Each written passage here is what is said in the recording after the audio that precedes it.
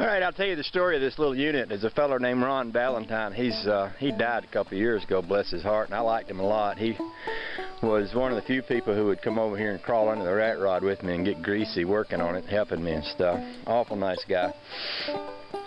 Anyway, Ron drove this thing from California with his kids, or I don't know if they drove it back and forth to California or what, but anyway, he had stories about coming from California and driving this thing all over the country, and sat up at his place for years there. And one day I went by and he had the hood up and he had it running, and he said he was going to sell it and he'd run it in the paper, and I said, well, Ron, I'll buy it from you. So I did, brought it home, parked it back there, and it's been sitting there ever since. Well, since then Ron's passed on, and me and Honey Baby wanted to fix it up into what it is, a camper. There's a few things majorly wrong with it. The roof is kind of sagged in, and this thing has a roll-up roof, and I've never tried to roll it up. I don't even know if it will or not. And I know it's got some floor rot and some different things going on back here.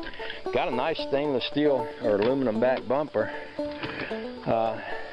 There's a big board hanging up in the middle of it there to support that roof so it don't cave in. And you can see a lot of pretty bad looking stuff in there.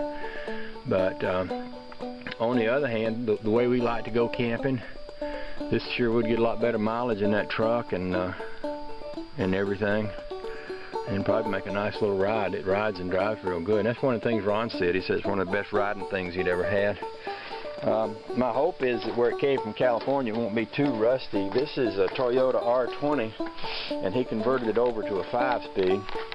One of the things I hate about restoring it, it's got a real nice crop of lichen growing on it. Look at that.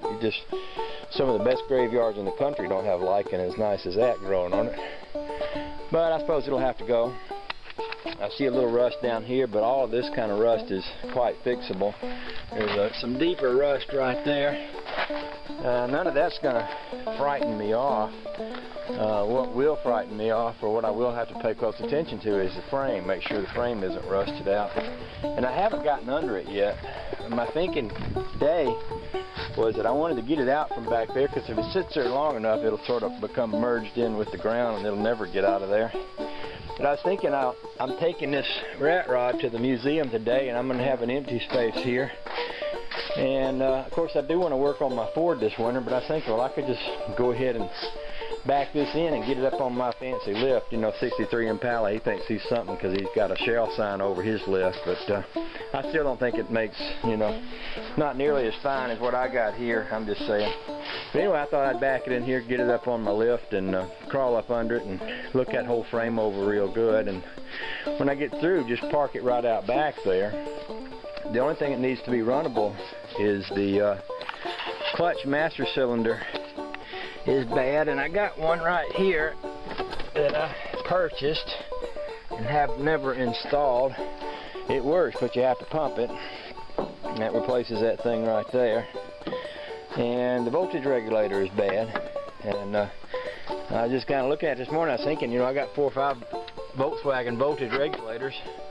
Wouldn't be at all surprised if one I got wouldn't work just as well as that one, and I wouldn't have to spend any money to buy it. This thing was originally set up for 2 batteries and I guess a dual charging system, which I don't understand. Somebody on YouTube tried to explain it to me. But you'd put a battery over here, battery over here.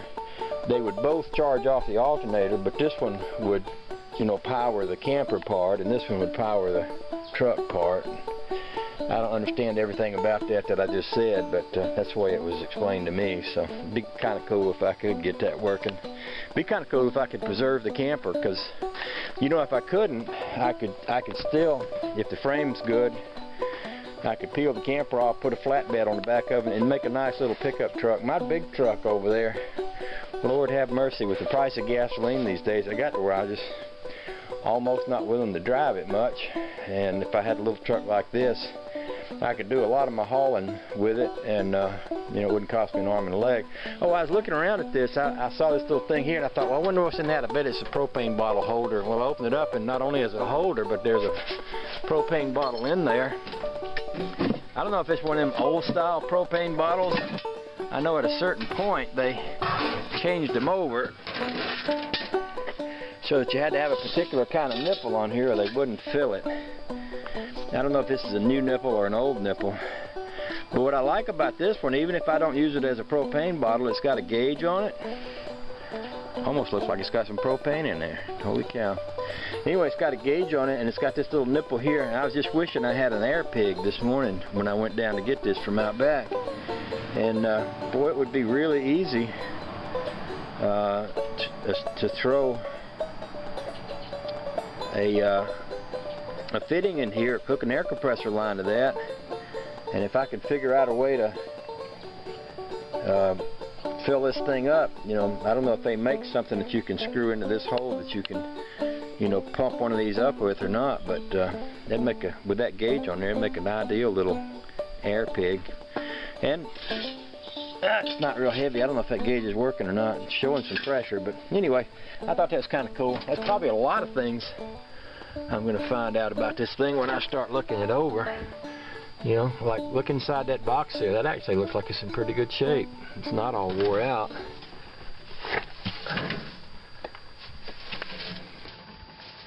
Not too bad looking at all, really.